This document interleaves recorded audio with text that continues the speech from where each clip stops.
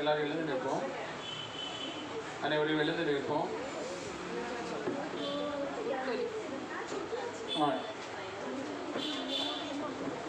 நீங்கள் இங்கே கவனிங்க.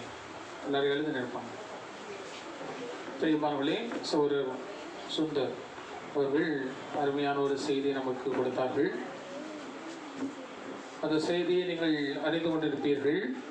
யாரை பற்றி சொல்லியிருக்கு? அந்த செய்தியில் யாரை பற்றி சொல்லியிருக்கு?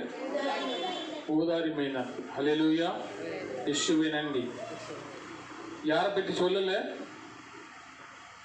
அந்த நிகழ்வில் ஊதாரி மைந்தனை பற்றி சொன்னாங்க. அப்படின்னா யாரை பற்றி சொல்லலை? மூத்த மைந்தனை பற்றி சொல்லலை. மூத்த மைந்தன் என்ன செய்தார்?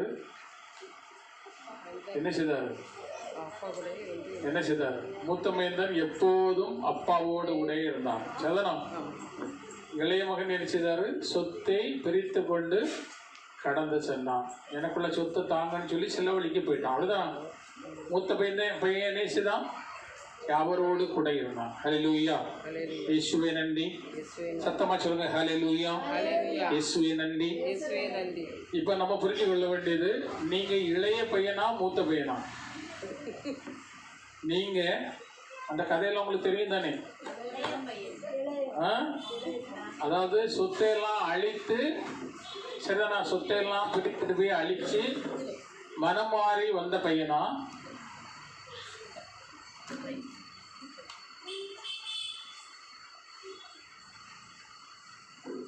அந்த பையனா அல்லது மூத்த பையனா? நீங்கள் மூத்த பையனா?